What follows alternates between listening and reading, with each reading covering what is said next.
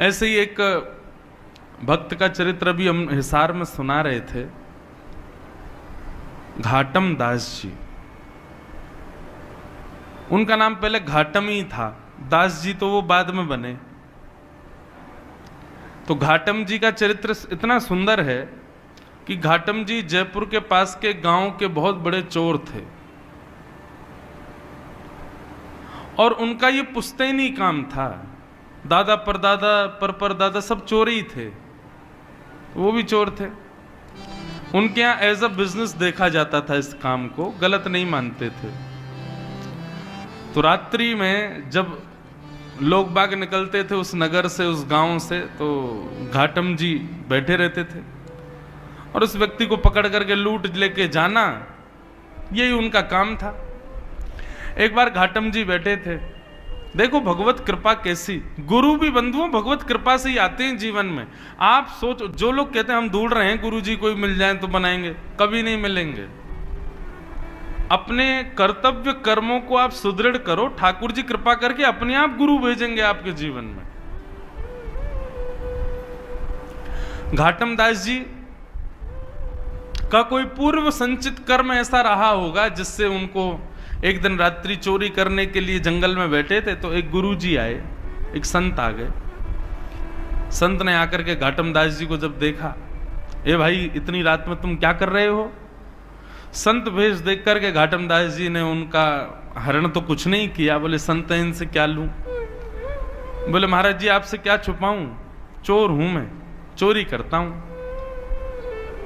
संत बोले काम तो अच्छा नहीं है। बोले कि महाराज आपके लिए अच्छा नहीं होगा, पर हमारे तो घर परिवार शतकों से इसी से चल रहे हैं। हमारे दादा परदादा परदादा हम सब चोरी थे, मैं भी चोर हूं। अभी मैं कल परसों से अपने बेटा को भी लाऊंगा, उसको भी सिखाऊंगा, उसको भी सीखना तो है भाई, हमारा पुश्तैनी काम है।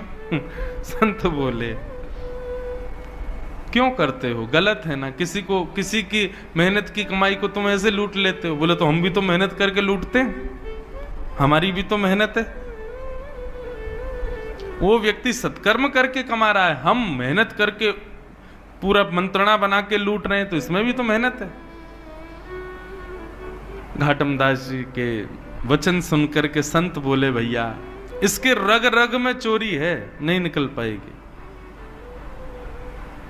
संत ने उनके चरणों में, घाटम दास जी ने चरणों में प्रणाम किया। बोले आप आज्ञा करो, यदि आपके मन में कोई भाव हो तो। बोले भाई तुम मेहनत करके धन कमाया करो। बोले मेहनत ही तो करता हूं नाथ। संत बोले ये नहीं सुधरेगा। संत बोले तो ठीक है, एक काम करो, तुम सब जो मन करे वो करो, 4 काम हमारे कहे के करो। बोले आज्ञा करो। पहला, सदा सत्य बोलोगे, कभी झूठ नहीं बोलना। चोरी की तुमको छूट है, तुम चोरी करो, डकैती डालो, लेकिन तुम सदा सत्य बोलोगे। घाटम दास जी बोले ठीक है। दूसरी बात, साधु संत वैष्णव जब दिख जाएं, जहां दिख जाएं, उनकी सेवा करोगे। घाटम जी बोले जो आज्ञा। तीसरी बात, जीवन में जो कुछ भी पाओगे उसको पहले भगवान को निवेदित करोगे, चाहे चोरी की सामग्री क्यों ना हो, पहले भगवान को अर्पित करो, उसके बाद अपने जीवन में उसका प्रयोग करना जी। और राह चलते किसी भी मठ मंदिर को यदि देखो तो 100 काम छोड़ के पहले वहां प्रणाम करो, दर्शन करो, परिक्रमा करो, फिर आगे चले। ये 4 काम तुमको करने, समझ आ गए कौन कौन से? पहली बात सत्य बोलनी है, दूसरा संत ब्राह्मण वैष्णवों की सेवा करनी है, तीसरा कुछ भी सामग्री लोगे पहले ठाकुर जी को निवेदित करनी है, प्रसाद बना के उसको स्वीकार करना है, और चौथी बात, राह में कोई भी मठ मंदिर मिले पहले वहां प्रणाम करो, फिर आगे चलो। घाटम जी बोले ये तो मैं कर सकता हूं, बस चोरी की छूट है। बोले हाँ खूब चोरी डकैती करो, बस ये 4 काम ध्यान रखना। ऐसा कह के संत चले गए। घाटम जी तो महाराज अब ऐसे ही रहने लगे, सत्य बोलते थे, संतों की सेवा करते थे, कोई भी चोरी करते पहले भगवान को देते, फिर अपने प्रयोग में लेते, और कहीं भी कोई मंदिर मिलता प्रणाम करते। गुरु के बताए मार्ग पर चल रहे थे तो चोरी में उनको और ज्यादा लाभ होने लग गया। अब ज्यादा ज्यादा गहने मिलने लगे और ज्यादा उनके घर को लाभ होने लगा। घाटम जी बड़े खुश, बोले बढ़िया गुरु जी मिले हैं, बस ये 4 सरल से नियम बता गए हैं, सब बढ़िया चल रहा है। एक दिन गुरु जी ने घाटम जी को निमंत्रण भेजा कि हमारे मठ का उत्सव है, पधारो और कुछ सेवा करो यहाँ पे। तो घाटम जी बोले, गुरु जी के उत्सव में सेवा करनी है, कोई छोटी मोटी सेवा नहीं, ऐसी सेवा करूं कि पूरा उत्सव का सारा खर्चा मैं ही करूं, तब मुझे सुख मिलेगा कि मैंने गुरु जी को दक्षिणा दी। तो बोले उसके लिए बड़ी चोरी करनी पड़ेगी, क्या करें? तो बोले कि महाराज जिस नगर में हम रहते हैं वहां के राजा के बड़े मूल्यवान घोड़े हैं, यदि एक घोड़ा उनमें से चुरा लिया जाए और उसके बदले जो धन आए वो इतना धन होगा कि गुरुजी के एक नहीं 6-7 उत्सव मैं ही करवा दूंगा। तो घाटम जी ने एक सिपाही का रूप धारण किया, राजा के दरबार में जाने लगे। द्वारपालों ने पूछा, कहां भाई, कहां कहां कहां घुसे चले जा रहे हो भीतर? कौन हो? थे तो सिपाही भेष में। अब पूछा कौन हो, तो सत्य बोलते थे। बोले चोर हूं, चोर हूं, चोरी करने आया हूं। तो सिपाहियों को ऐसा लगा कि भैया ये कोई राजा का अंतरंग व्यक्ति है और हमने इससे पूछ लिया कि तुम कौन हो, तो इसको बुरा लग गया है, इसलिए ये व्यंग में बोल रहा है कि चोर हूं। अरे भैया क्षमा करो, जाओ जाओ भीतर जाओ। घाटम जी बड़े खुश, सत्य बोल रहा हूं फिर भी देखो आज्ञा मिल रही है, जाओ। घाटम जी भीतर गए। राजा के 4 घोड़े थे, उनमें सबसे महंगा घोड़ा काला वाला था, वही चुराया। उस पर बैठ करके और महाराज बाहर निकलने लगे तो सिपाहियों ने फिर पूछा, बोले ये तो राजा का घोड़ा, इसको लेके कहां जा रहे हो? बोले बताया था ना चोर हूं, चोरी करने आया हूं, घोड़ा चोरी करके ले जा रहा हूं, अपने घर बेच दूंगा इसको। सिपाहियों को फिर लगा, बोले अब तो कुछ ज्यादा ही बुरा मान गए लगते हैं ये, हैं? ये कोई राजा के कार्य से आया व्यक्ति है, हम बार बार इसको टोक देते हैं तो बेचारा बुरा मान जाता है, अपने आप को चोर बताता। अरे भैया क्षमा करो, तुम जाओ जाओ ले जाओ। घाटम दास जी ले गए।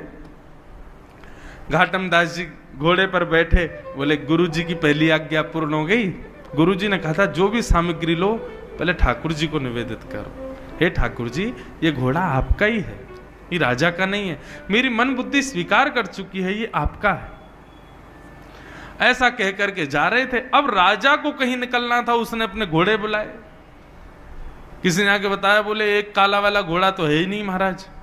पूछा गया तो सिपाहियों ने बताया, बोले एक व्यक्ति आया था, वो लेके चला गया। पूरी बात बताई, बोले उसने बताया भी था मैं चोर हूं। राजा बोले तो तुमने उसको पकड़ा क्यों नहीं?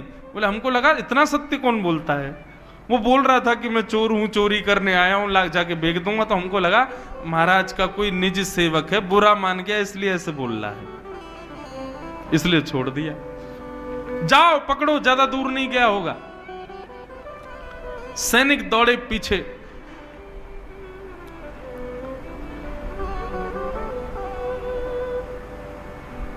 सैनिक पीछे दौड़े। अब यहां घाटम जी घोड़ा लेकर के जा रहे थे, रास्ते में ही एक मंदिर मिल गया और मंदिर में पूजा सेवा चल रही थी। घाटम जी को वैसे भागना तो था, बोले भैया पीछे सैनिक लगे हैं, लेकिन नहीं, कोई बात नहीं, पकड़े जाएंगे तो ठीक है, गुरु आज्ञा रक्षा करेगी। गुरु जी ने कहा था पहले मंदिर प्रणाम करना। घोड़े को एक पेड़ पर बांध दिया, घाटम जी भीतर चले गए। मंदिर में दर्शन करने के लिए गए, इतने में ही सिपाही आए। सिपाहियों ने मंदिर के बाहर पेड़ से बंधे हुए घोड़े को देखा। घोड़े की कद काती और उसका नैन नक्श तो सब वही थे जो राजा के घोड़े के थे, पर उसका रंग अब श्वेत हो गया था, वो काला नहीं था, अब सफेद हो गया था। क्यों? क्योंकि घाटम जी ने उसको भगवान को निवेदित कर दिया था। बोले ठाकुर जी आपका है, ठाकुर जी ने उसका रंग ही बदल दिया। बोले राजा का तो काला था, भगवान का तो सफेद है। सैनिक गए महाराज, सैनिक सब घेर के खड़े थे। घाटम जी अंदर से मंदिर से पूजा पाठ करके परिक्रमा करके बाहर आए, देखा सैनिक खड़े। सैनिकों ने पूछा, हाँ भाई ये घोड़ा किसका है? राम जी का।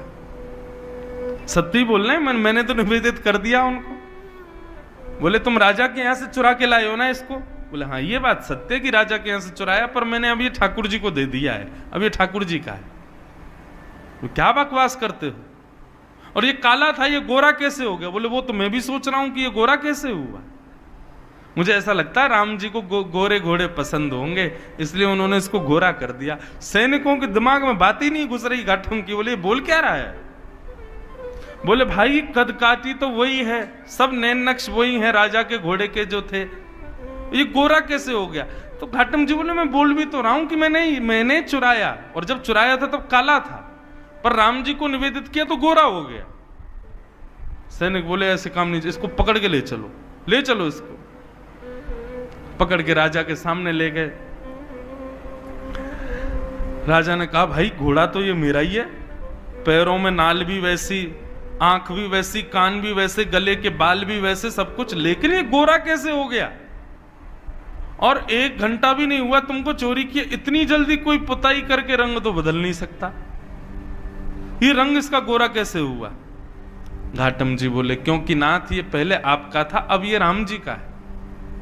बोले राम जी का मतलब? बोले मैंने राम जी को निवेदित कर दिया, उनको दे दिया, प्रसाद बन गया, अब ये उनका प्रसाद है, उनको गोरे घोड़े पसंद होंगे इसलिए गोरा हो गया। आपका ही है, मैं मानना हूं मैंने ही चोरी किया है, पर ये अब राम जी को दे के मैंने गोरा करवा लिया। राजा का भी सर घूमने लगा। बोले ये कैसा व्यक्ति है, क्या बोल रहा है? बोले सुनो ये झूठ बोल रहा है, ये चोर को बचाने का प्रयास कर रहा है, चोर तो इसने भगा दिया असली घोड़े के साथ, और ये नकली घोड़ा लाके हम लोगों को गुमराह कर रहा है। नहीं नहीं महाराज मैं झूठ नहीं बोलता, ये आपका ही घोड़ा है। बोले यदि ये मेरा घोड़ा है तो मेरे घोड़े की एक पहचान है कि उसके गले के पास में एक मस्सा है बालों के भीतर।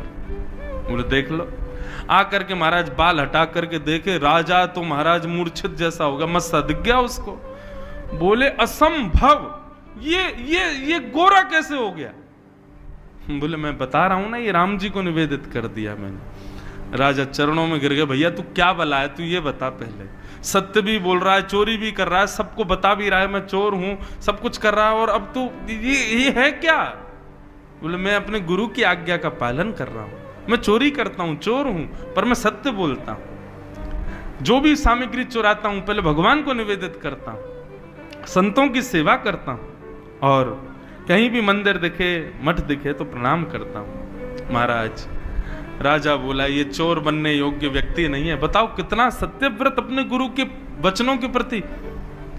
बोले महाराज आपकी आज्ञा हो तो आज से आप हमारे राजगुरु, अब आपको चोरी नहीं करनी है, आप हमारे इस राज शासन के गुरु के रूप में विराजमान हो जाओ। घाटम जी ने जब ये शब्द सुना तो नेत्रों से अविरल अश्रुधार गिरने लगे और अपने गुरुदेव को याद करके रोने लगे। मेरे गुरुदेव की सहज वाणी का मैंने पालन किया, चोरी करता था, सब गलत काम करता था, केवल उनकी वाणी का पालन करने पर आज मुझको एक राजा का गुरु पद भी प्राप्त हुई। यदि मैंने कार्य भी सत्कृत्य किए होते तो आज एक राजा नहीं साक्षात राम जी मुझको गोदी में बिठाते। मैं आज के बाद चोरी नहीं करूंगा। और उस दिन से घाटम जी का नाम बदल गया और उन्होंने अपना नाम रखा घाटम दास। और केवल साधारण सी गुरु आज्ञा से एक चोर, जिसके पुश्तैनी चोर हैं सब, ऐसे घाटम जी। तो देखा आपने इंद्रेश जी महाराज ने कितनी अच्छी तरह से घाटम जी दास की कथा कही, जो कि पहले चोरी किया करते थे और उनको ऐसा ठाकुर जी का लोभ पड़ा, ठाकुर जी ने ऐसी माया की उन पर कि वो उनके भक्त हो गए। तो ऐसे ही वीडियोस देखने के लिए मेरे साथ बने रहिए। अगर आप इस चैनल पर नए हैं, पहली बार आए हैं, तो मेरे चैनल को प्लीज़ सब्सक्राइब कीजिए, लाइक कीजिए और अपने विचार, अपने सुझाव लिखना ना भूलें। और मेरे साथ ऐसे ही अपना साथ बनाइए रखें और ऐसे ही मुझे प्यार देते रहिए। राधे राधे।